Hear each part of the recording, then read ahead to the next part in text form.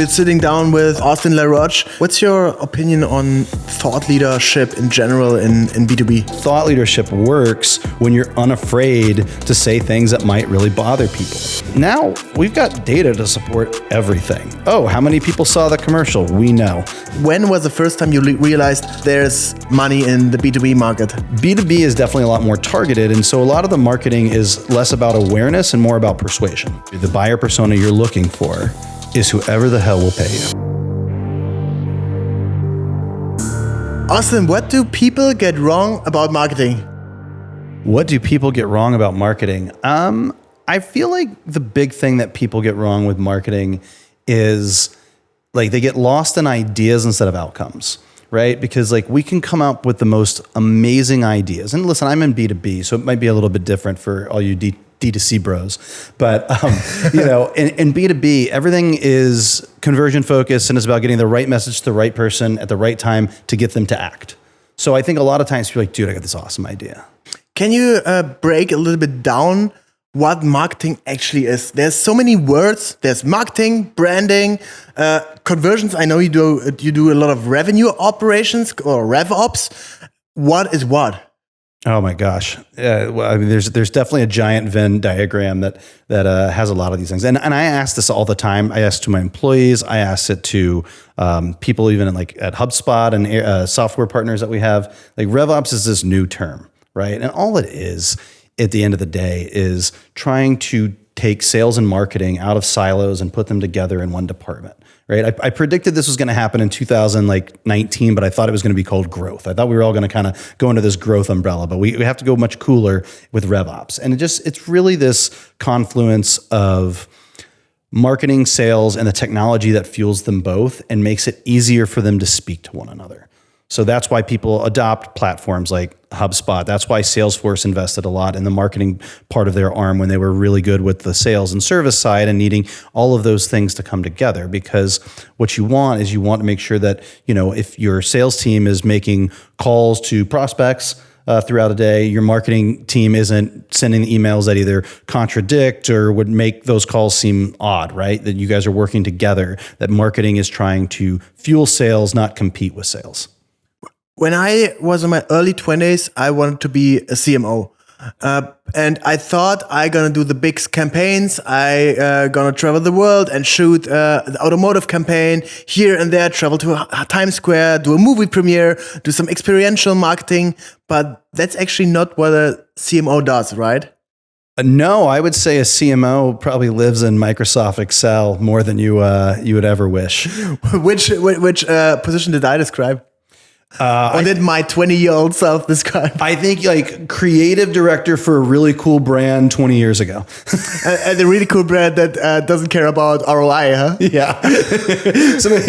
somebody like in the mid 2000s, like one of those well-funded startups, like we're gonna do things that are just really awesome and everything's gonna be cool and it's not your money because you've had it, funded by VCs. And yeah, at that point you do the awesome commercial shoots, you make everything look really cool and nobody cares if there's ROI. Because you don't need ROI, you just need some positive numbers. And obviously we know what you can do with metrics. You can make them look however you need them to. But anything that supports you go, hey, that was all worth it. Let's do it again. Oh yeah. So guys, we're going to talk today a lot about marketing. We're sitting down with Austin LaRoche. He runs an amazing company where he helps brands to optimize their revenue operations.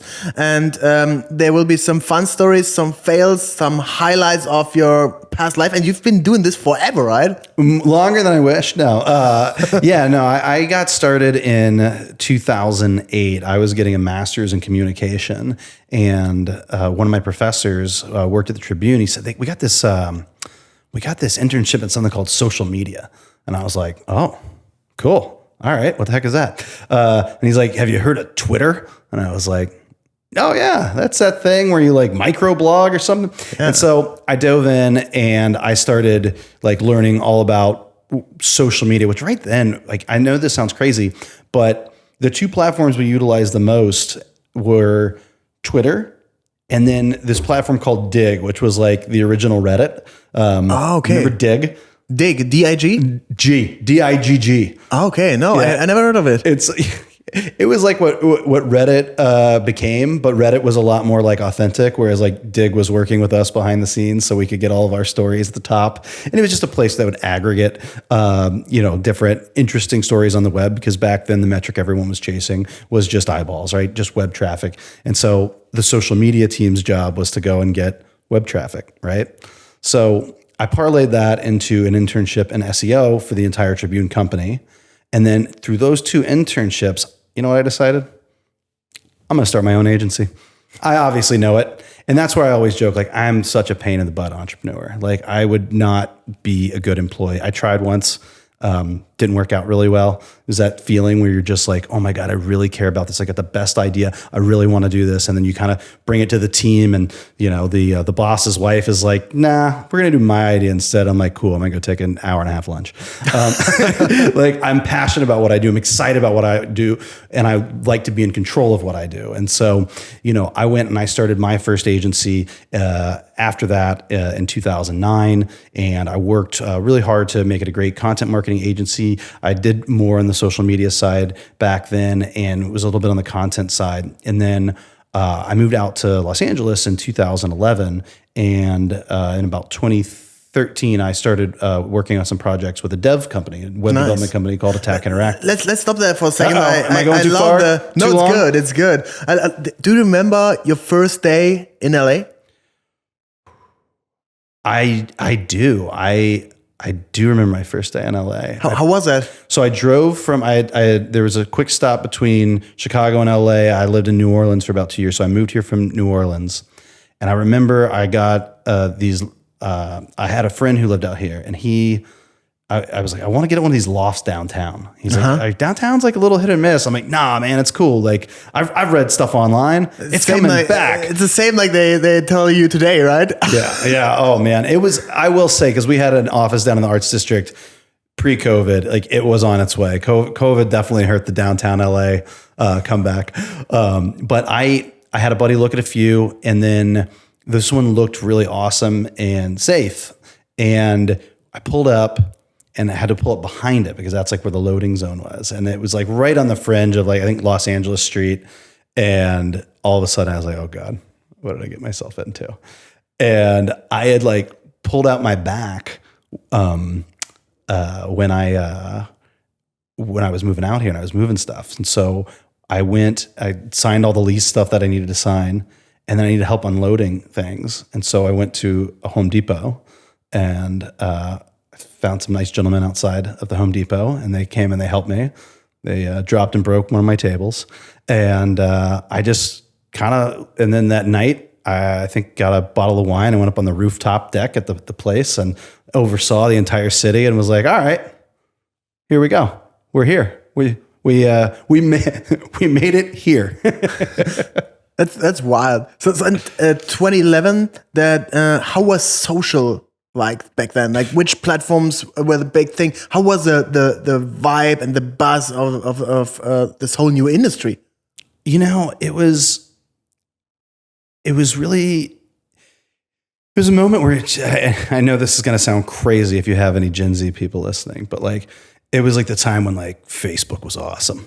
Like, Facebook was like, it was going to be the thing. Not only were you able to share pictures and links, but there was like interactive polls and quizzes and like all these new modules coming out. And it was like the frontier, right? And then, there was like cool, fun things along the way too. Like, oh, Pinterest, this is neat. Like, oh, what can we do with this? And oh, Instagram, what's kind of this? And it was a little bit after that when Facebook bought Instagram, when all of a sudden it was like, oh, wait a minute. Yeah. Okay. I think the big difference was back then, influencers, creators, this whole economy, and also like content plans and all that was new. It was so damn new. Nowadays, so let's say a new platform pops up, TikTok 2.0 or whatever. There's every couple of years there's a new thing, right?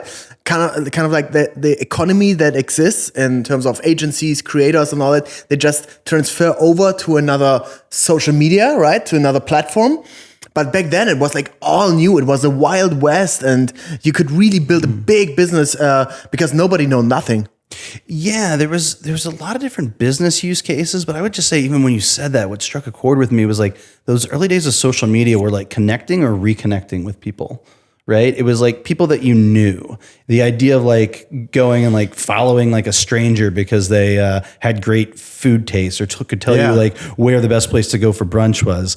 We weren't there yet. So it was really kind of almost like this new way to connect with people that you had lost. And what brands started really figuring out was how to utilize the tool to make certain things exciting, right? Because I even remember like what was that? Like Foursquare? Yep. Was like just checked in, right? Right. Yeah. You checked in at a retail, somewhere. So like I remember like this pizza place in New Orleans, I forget the name of it, in like the 2010, it was like, oh my gosh, you get like a free drink or a free slice if you check into Foursquare. Yeah. Like, So we got to explain, back then, Facebook, Instagram, and all these platforms, they didn't have a location function. Nowadays, you put it on your Instagram post where's the location of that. And it's just built in the app. It's just a commodity. Mm-hmm. But back then, Foursquare was a whole different thing. And I think it's also got sold like for a couple $100 billion or so, right? I don't remember where disrupted it. Foursquare ended. I hope those guys exited at the right time. But I have a similar story. I was just started. I just started college. Was my freshman year in Germany, and I had a friend. He was a couple years older, and he had an event and conference management agency, and he always used Facebook and Foursquare to check in, right? And then I saw like, oh yeah, Frank just checked in at Luya Business Lounge dinner, whatever, right? And I was like, oh shit, man, this guy, he knows how to do business. We gotta hang out there. So I kind of like waited.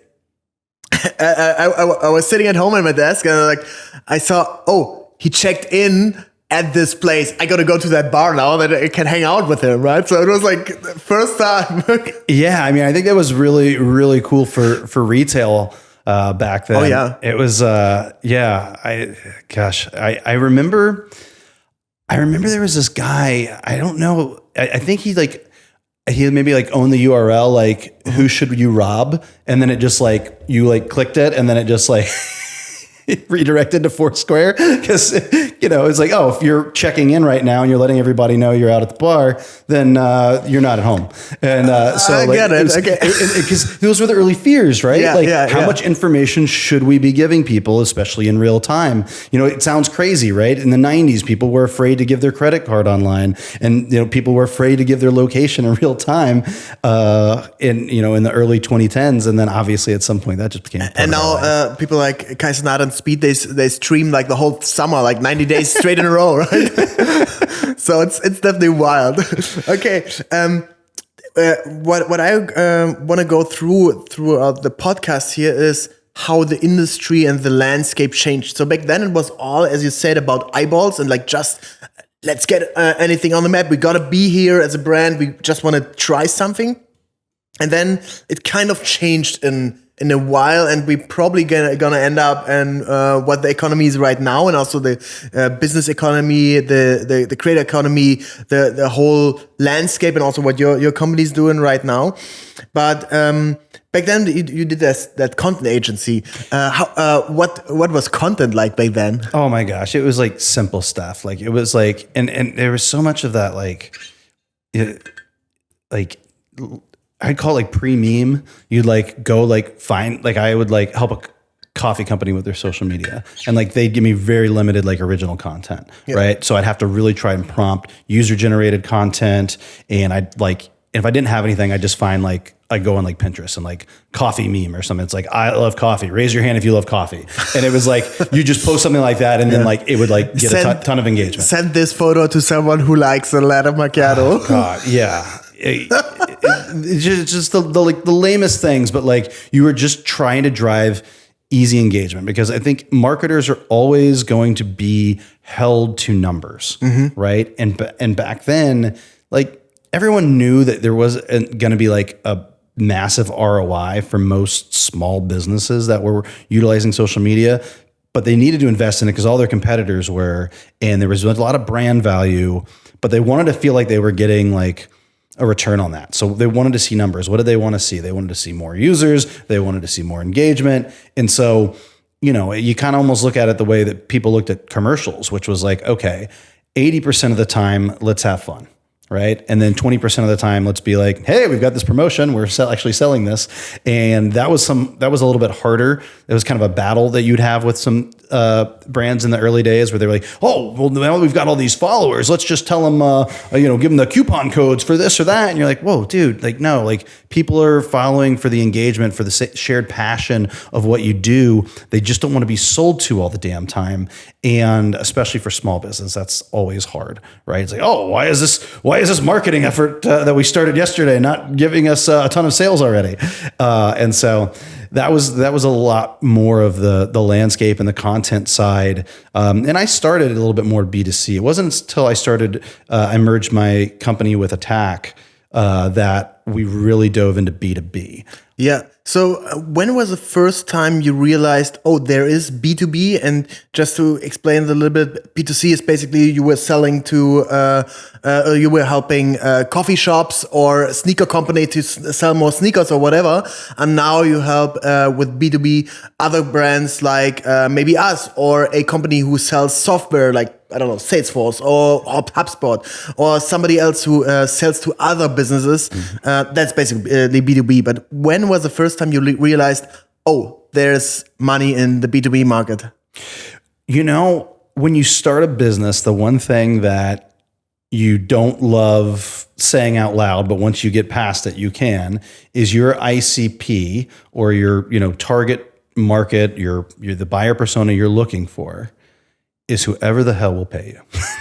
That's true. And it sucks because you're like, no, I wanted to create this thing for this specific type of person. And you kind of build that and you earn that. And so we got an at-bat with a company that was going to pay us a much bigger retainer than any of kind of the small things we had been working on.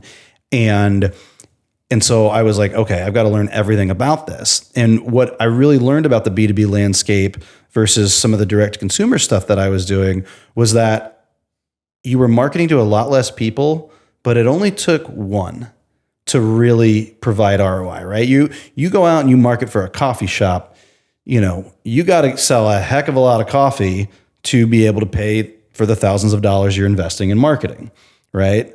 Sometimes you have to sell one machine in B2B to get a 10x return on your marketing, right? So B2B is definitely a lot more targeted. And so a lot of the marketing is less about awareness and more about persuasion, right? It's not just we exist, but we exist and you should book a demo. We exist and you should talk to a sales representative.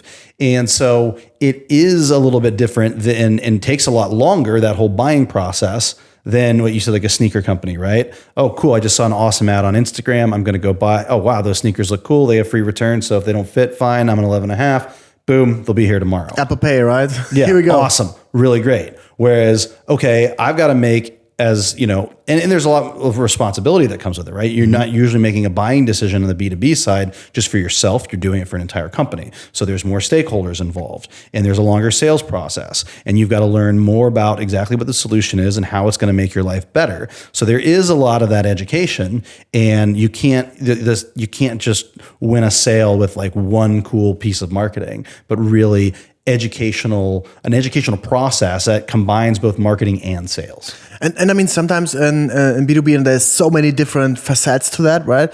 But it's also a decision that sticks for a lifetime because the mold is so huge. So let's say you choose a credit card or you choose a CRM like HubSpot, right? Yep. HubSpot is a client of ours, and we work with them on some thought leader stuff. They booked me to talk a little bit on LinkedIn about that, and that was amazing. So let's say you want to find more clients for HubSpot. You only choose your CRM once, right? Ideally. Unless it's totally shit or nobody in your company likes it or nobody uses it and you can't force them to use it or whatever.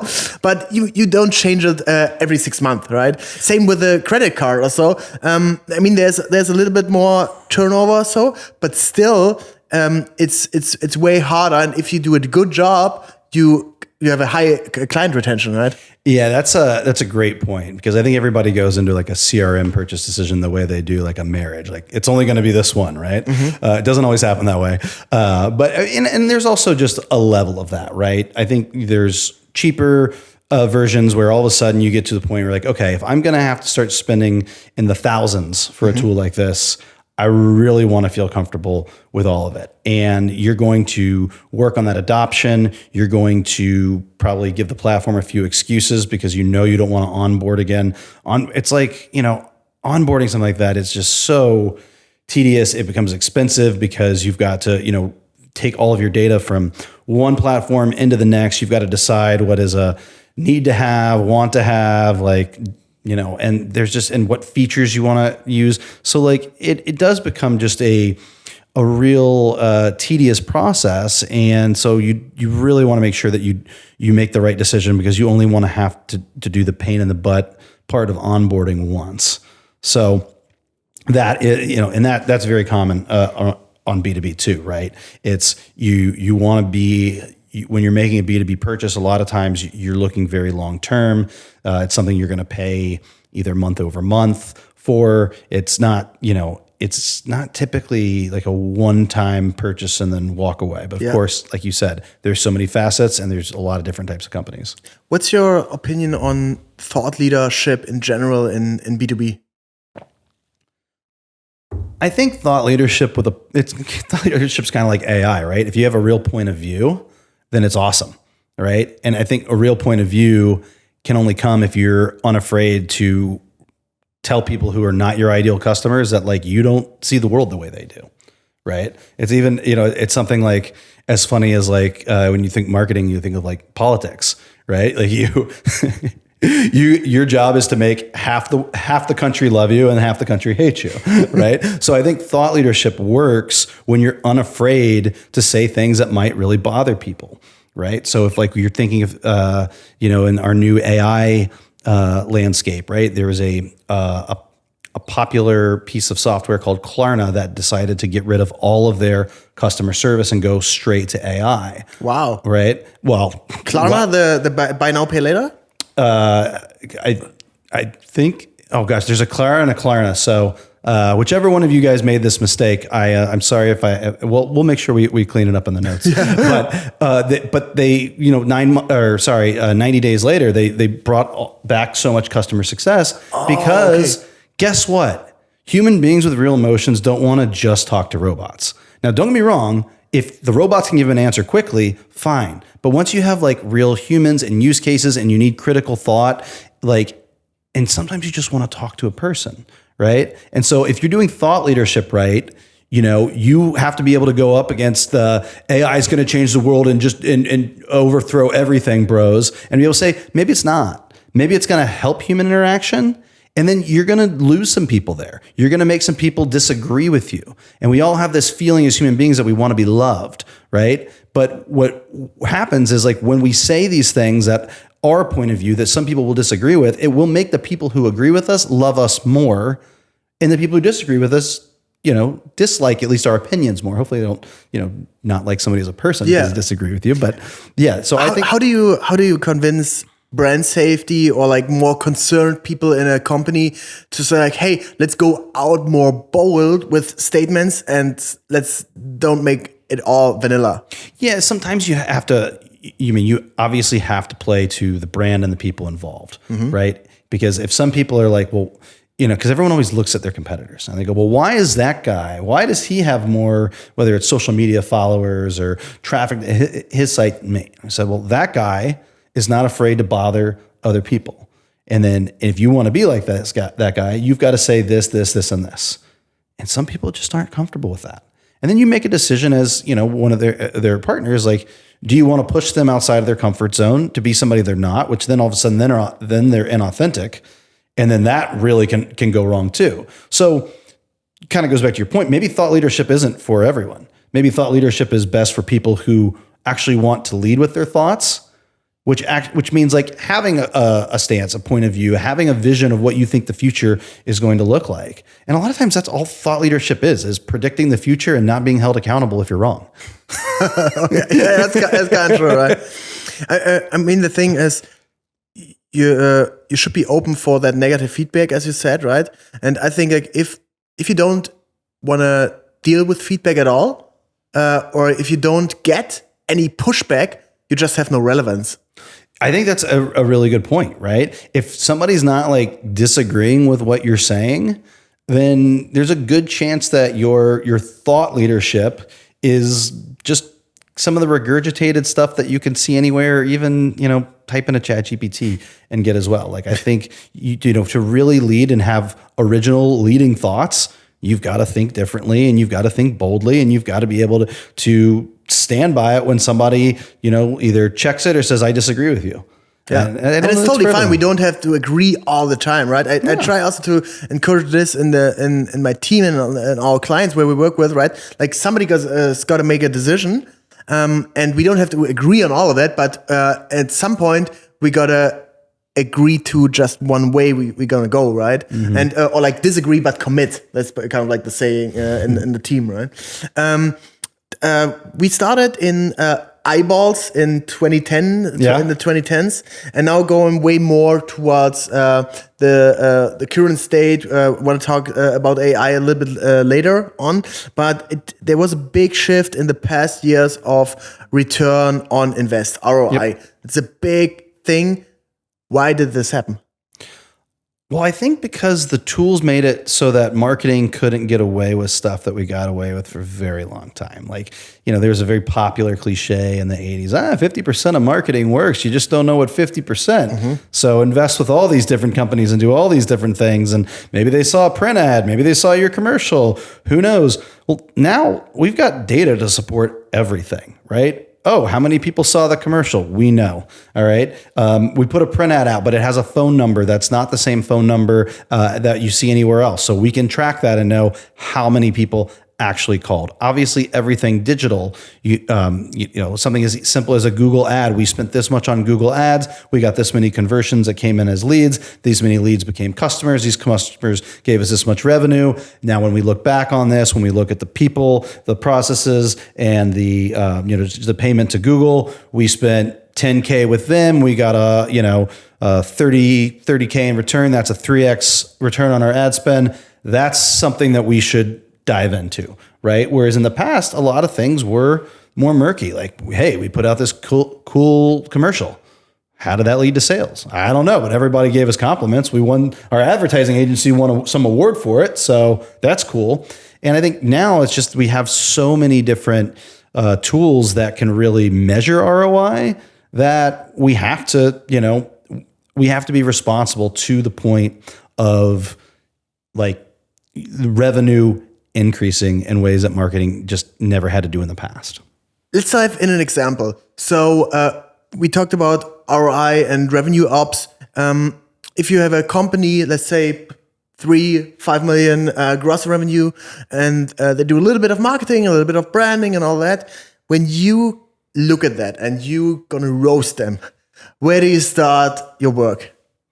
Well, I think going back to your question about, what does a CMO do? I mean, the first thing I'm going to do is I'm going to look at marketing spend. Where are we spending all of the dollars that we are putting towards marketing? And I'd even expand that to growth, to sales, right? And how are these? So all the dollars that's going into marketing is basically all your ads, all your dinner series you're going to do. Would you also count the salaries of the marketing team? Salaries of the marketing team. I would say sales, the sales expense report, what are they whining and dining, right? And, from there, you're going to want to create the right attribution model, because one of the things with B2B is there's a lot of touch points, mm-hmm. right? And getting somebody to make let's say a 6-figure decision takes a while, and it takes something, maybe it takes a cool video to draw their attention, and then maybe it takes a good demo to actually get them interested, and then it takes somebody coming in and actually investing in, and taking them out to dinner to like really kind of like build that relationship, right? So all of those are expenses that you're putting in towards your growth, right? And so I would start looking at all of those, and I would start seeing where we were getting positive impact, right? Because before you can even like figure out like the complete return on everything, you have to figure out what actions are being taken along the way, and then what the KPIs are that can help you measure like if that's actually like moving any sort of needles whatsoever, right? Because you can have a marketing team go, yeah, and then once we get them in the sales pipeline, we send this series of emails, but like, are we looking and seeing what the click-through rate is on those emails? Like, are they people even looking, or do they even care? Or are they just ignoring you and then taking the salesperson call next? So the way we try and do it is we try to make sure that actions have like measurable analytics tied to them that can either say like, this is going the direction we want, or it's not. And so the first thing I would do was in the $3 to $5 million company is I'd start dissecting how they're spending. What do you think would be, out of a rule of thumb, a good amount of marketing spend for a $5 million company? Oh, it's so funny that you say that, because all sales organizations say like, 1% to 2%. All marketing organizations say somewhere between 10 and 15%, right? So, I think what is going to work best for you, which I know that's like the dumbest answer because everything is circumstantial, but like I think that there are companies that work better towards marketing, with marketing than others with sales. I think especially like if you have something inspiring and inspirational, like you should invest more in marketing than you should in sales, because you want to show something that's going to create that emotion to your target market that's going to make them feel like, oh my gosh, I really like what these people are doing. Whereas like if you sell, even a CRM, like everybody needs a CRM, but nobody like wakes up in the morning like, dude, I want the best CRM. This is going to be so awesome today. Like we're going to, so you've got to be a little bit more educational there and patient. And so that's probably more of a job for sales than marketing, right?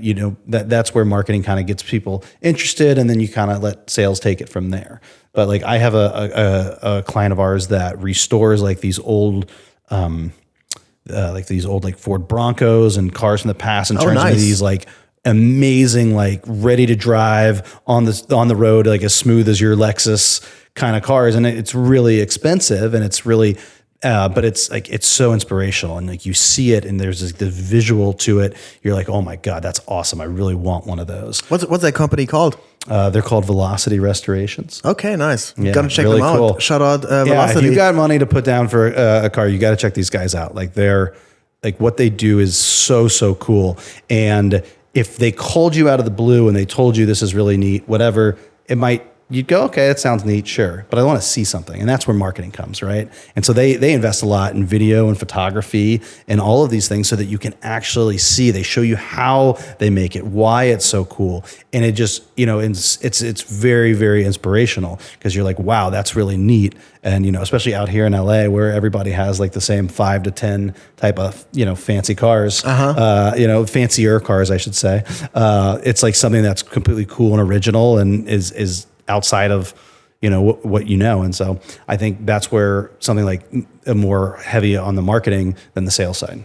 What role play emotions in that whole system, in these whole touch points? I mean, emotions is everything, right? Like, I mean, that's, but I think the emotion that people want to feel on the B2B side is trust. Because what you said earlier, right? You're going to have a big investment. It's usually going to be for years. You want to trust that this is going to solve your problems. And the second you sign on the dotted line, all these promises that have been made to you are going to be fulfilled, and your life is going to be better, right? You've dreamed of this promised land where you want to go to.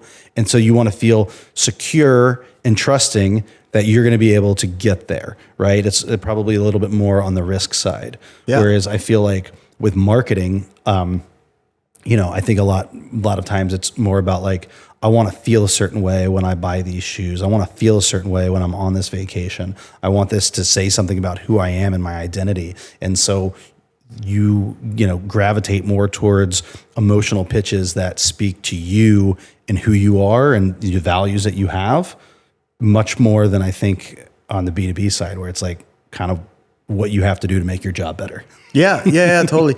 I mean, our value proposition is basically when we do our social campaigns, our strategy, our content productions for our clients, like we have zero fuck ups, right? Like the corporates, the enterprise business, they already have so many stuff on their table, on their desk all day long. and we're gonna make it easier. We help them to get more work done. You don't need to hire an agency that you have to control all day long and have to check in. And do they get their deadlines? Do they deliver? Do they have this and that and that? You want someone who thinks further, right? On the one side, but on the other side also who takes care of stuff. If stuff goes wrong, they already come up with a solution.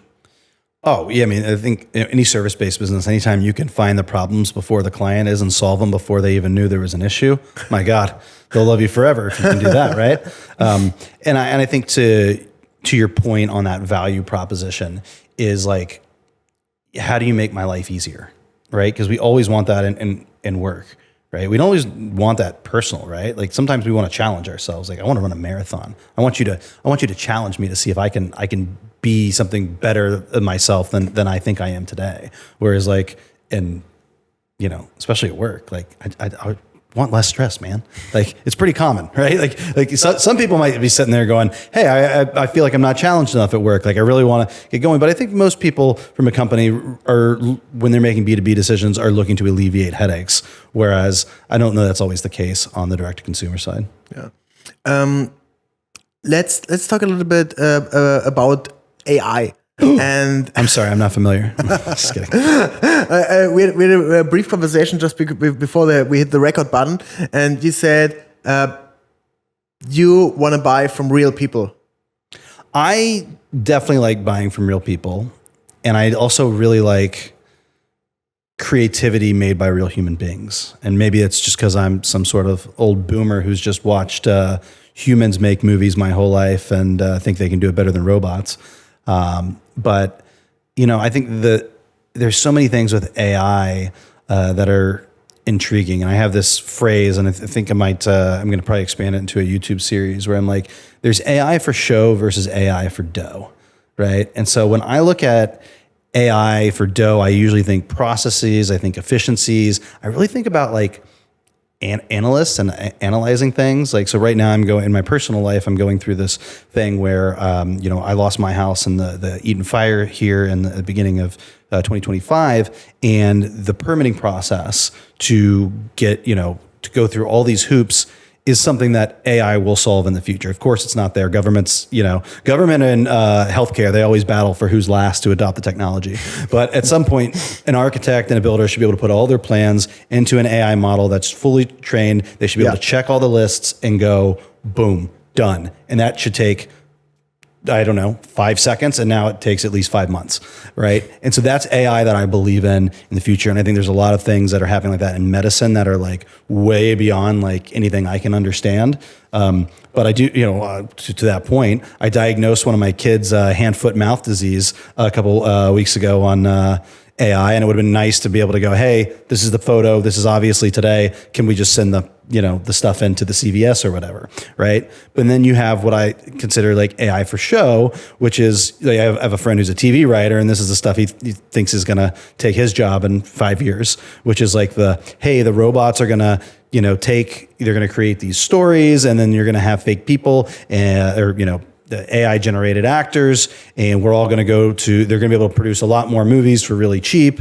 But, and I just look at that and it just feels so empty. It doesn't feel like entertainment. It doesn't, I think a lot of times we go to movies, we read stories because we want to feel things. And when the narrator is some LLM as opposed to a human being who's experienced these things and they felt them, I just don't think the experience is real. And maybe at some point, it'll catch up and they will play this clip in 30 years and be like, this is how dumb people thought back then. And maybe they're right. Or maybe it's just how people who've been grown up in a world where, we're inspired by other people that we like that. And I think there's a lot of value there. And I'd love to see a continuation of that go on. And also we're at a place where humans still do it a heck of a lot better than robots. Yeah. And you're in a creative field. Like there's no AI model that can currently create a commercial for a brand nearly as amazing as you can. I love what you say, like AI for show versus AI for dough. But basically, I believe in technology, and I think technology always made mankind better. I couldn't agree more. And it helps you to get rid of all the boring stuff. Back then it was like, analyze all the data. Like back then you had to write, let's say like before computers. You had to write down all your accounting by hand, right? Then you had it in online, right? In Excel. Then there was cloud. And now you have, with one click, kind of like a little bit of analysis and all that, but still you have to think through it. And same thing with ChatGPT. It gives you some ideas, but you have to do the next step. Like, what's the next thought process? What are you going to do with all this information, right? It makes the information better and easier available. And if you come back to your screenwriter or TV writer friend, probably he has some stuff in his job that's boring or that's annoying. Maybe if he has a blockade and he can't go on with the story or so, he can use an AI to like, hey, give me some ideas, or what am I currently missing, or is the story consistent, or whatever. But anything else, you need a human to make a good decision in terms of the creative process. Yeah, 100%. He said as much. Like, he was like, I'll use AI, I'll use ChatGPT, I'll show him where I am in my story. And I said, like, what 10 ideas do you have? And I'll just see if they can spark anything in me, because a lot of times seeing other people's ideas help you form your own, right? And I think that's a great point. And yeah, I mean, it's definitely eliminating as much admin stuff as possible, right? Yeah. So you use the example of people writing things down on a ledger by hand, then using Excel, then you adopting platforms like QuickBooks. Well, the next thing you're going to do is you're going to connect all of your revenue-based software, QuickBooks, whether it's marketing type stuff like HubSpot. You're going to get all those things speaking to you, and you're going to get an email on a Friday from your CFO agent. It's going to tell you where everything is trending, and you're going to click a link, and you're going to talk through any issues you have with them. Yeah. Maybe you're going to be on a walk, and you'll do voice mode, and you'll be on a call with your CFO, your robot CFO. And I don't mean to make any real CFOs feel like that we've diminished their role, but when you're analyzing things that exist and you're disseminating that information, that is, I think, more an area where AI is going to absolutely change the world for the better than, let's say, creative industries. Yeah. Let me add one thought in terms of content. I think in content the barrier always goes up. Back then it was VHS, then DVD, and all that, and it got bigger, better, and stronger, right? Even with the iPhone, with the first photos we posted on Instagram, they were all shit. Now you have like high-end productions on Instagram, and I think even in the creative industry, there's a lot of stuff that's boring for, let's say, an editor to go through all 2 hours of footage or 4 hours of footage. How about AI does it for you, or you spend these 2 hours to create an amazing prompt or to think about the story of how you want to have the set design. Let's say we want to do a movie shoot, or we want to shoot in a dark room with a runner, with a flashlight or whatever. You got to imagine. You got to think it through, and you can test a lot of different stuff out. But so nowadays you have to go to the rental store, get all the gear, build it up, and that's a lot of sweat and tears. And now you have to use your brain. And I think critical thinking is the most important thing that we should teach our team, which we should teach our clients, and we should also teach our kids. I couldn't agree more. But I want to throw this question to you. How much of critical thinking do you think is just inherent in who you are versus how teachable do you think critical thinking is? Not so much with kids, because I think as kids, you can certainly mold them through critical thinking. That they're like curious, right? And like wondering. Yeah, but like I think about certain people like on my team, and like some of them are amazing at critical thinking, and some of them just don't have that muscle. And I guess I personally am like, I don't know that I can train that in people as much as maybe they can outsource that part to me. Yeah, maybe that. But I think you can also create checklists for that. Yeah. So what we do is, let's say when we work on the personal brand side for newsletter, LinkedIn, and kind of that stuff, and we create a checklist of like, does it fit our content pillars? Does it fit our voice of tone? Is the graphic relevant? Do we provide actual relevance to the audience? And this is the thing, like if you're very experienced, it's like a piece of cake for you. Just look on it, you see like, oh, this is a good good person, this is not. But if you're in the middle of something, or if you're new on the job, these checklists help you so much to get rid of mistakes. Oh yeah, that's a great point. Like I love those things that like in your mind, because you're experienced, you know what you're doing, is like you look at those 7 questions and like you don't even have to read every word of every sentence to know that you check those off, because that's just inherent in what you do. Oh, yeah. But at the same time, then you know that's the best way to train. And yeah, I mean, I think any sort of guidance and checklist, it also involves patience, right? And I think that's one of the things that you see a lot of people on the AI side, when you know, who have some fears about what it's going to do to the job market. Like if I can train a AI model to pick something up quicker than I can a human, it's like, when do humans get to learn? What's the new entry job, and who's going to give them a chance, and who's going to coach them up? And so I also think even if those of us like you and I who are super excited about AI and all the things it can do, we still have a responsibility to help that next generation utilize it to make what they're doing better and to be able to be a participant, as opposed to being the generation that gets left behind. Do you think new technology is always a young man's game? Wow. You know,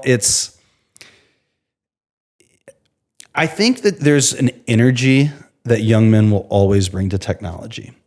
And as somebody who's been in technology for a long time, I think we go through like ebbs and flows. I had a recent example. I was on like one of the most epic hikes of my life over Memorial Day weekend in Yosemite, and I had not really gotten any service. And then at this one weird part of the trail where I'm overlooking like 4 massive, amazing waterfalls. Wow. I got a text from my my business partner about the some new Google AI tool that came out and what it means for us and all that. And like in that moment, you're kind of like, I'm like, wait, what technology? What? Who? What? Huh? Like, why would that matter when I'm looking at all of this? And so I think sometimes you question that. Of course, those are breaks, and you come back to the office, and by Tuesday or Wednesday of that week, I'm like, oh, what was that? Oh yeah, okay, cool. I'm excited, right?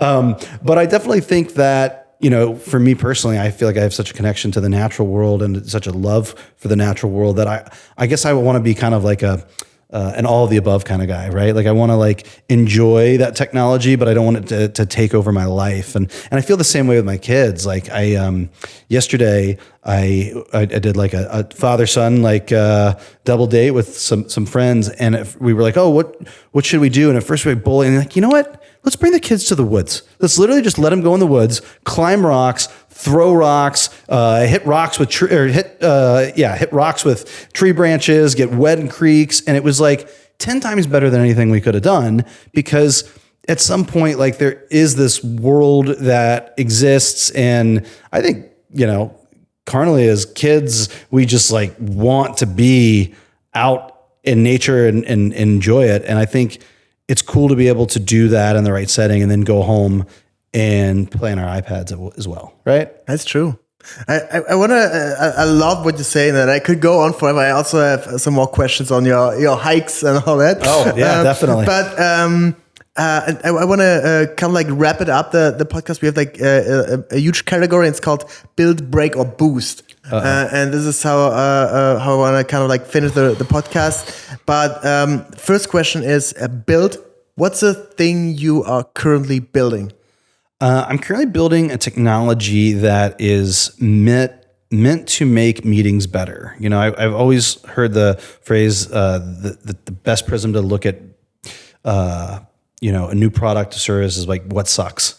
And like so many times, like to me, like meetings suck. And so we're taking some of the principles that you learn in something like, EOS about structured agendas and stuff like that. And we're trying to make everything technologically easier for just day-to-day meetings. And so the technology has a bunch of different meeting hubs. We're adding like kind of an AI Fathom element to it as well. But it really just helps organize things so that when you go into a meeting, you know what to expect, and you leave a meeting and you know what to do. Because that would really change how we have meetings, right? Nice. I'm gonna write that down. That's good. Yeah. So say it again. It was like first thing is you gotta know what to expect, right? Yeah, you're going to want to know exactly what to expect when you go into a meeting. You want the experience of going through that meeting to actually lead to some sort of action item, right? You want to be able to leave and go, okay, we are going to do this, this, and this because we know this is the problem. And so if you know what to expect, you know what to do during the meeting, and you know what you do after the meeting, then the meetings are going to be a lot better. And I think there's different like ways of structuring that we see in the business world that I think can be structured, whether it's, your family meeting or a nonprofit board meeting, like, or even just like a one-on-one meeting that you have with an employee. And so we're trying to build a software that's going to make that easier, more organized, and transform how people look at meetings. Amazing. What's the thing that recently broke? Or where did you fail? Oh, gosh. I'm gonna predict a failure. Okay. So I have a great phrase that I say, which is sometimes you have to let people fail. And my team has come to me and they have this AI for show idea that I think is stupid. And it involves a fake avatar that is known to be a fake avatar that they want to launch and to be able to do YouTube videos and explain some of the things that we're already doing, while making it very clear that it's just an avatar and this is kind of like something that we could build for brands if they actually want it. And I don't want it. But I've said, you guys are excited about it. And if you can show me how this is going to drive ROI, I'll let you do it. So I hope they don't listen to this when it comes up. I hope they listen to it 3 months after it doesn't work. And that's an area where, but again, I think it's important because somebody who once worked at a company who came with really like energized ideas to not just shoot them down, to say, I want you to prove me wrong. Right. So that is an area where I would say that that's so unfair, but I think it's all right.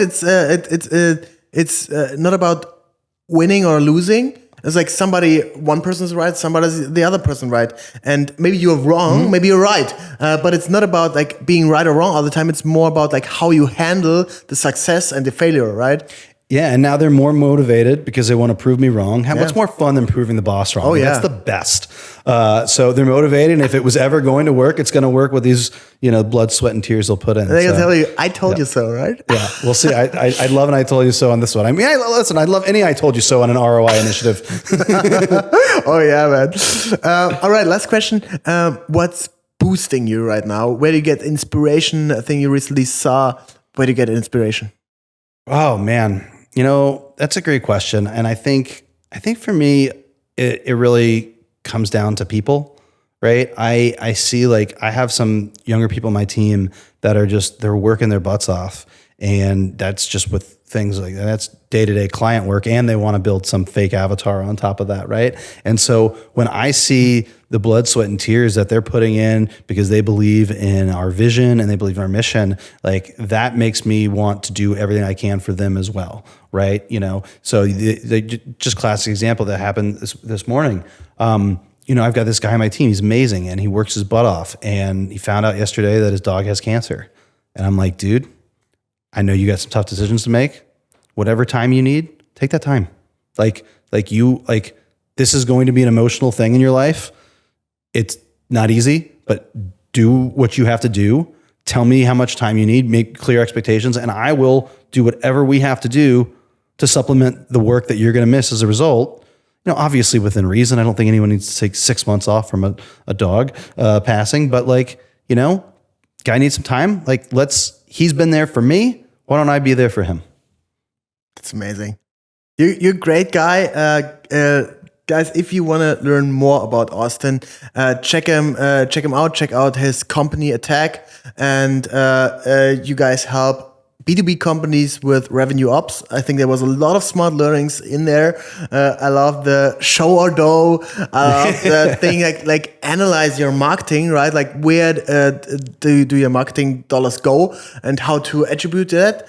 And there's way more. So thank you so much. That was an amazing episode of New Trend Society. Okay, of course it was. Of course. It was fun. Every 2 weeks we have a new one. Shout out to everyone out there on YouTube. We're recording everything now with video. And if you like it, check it out. We have tons of more episodes. We have more than 150 episodes like this. Check out the archive, and thanks for tuning in. Awesome. Thanks for having me. This is awesome. Thanks, man.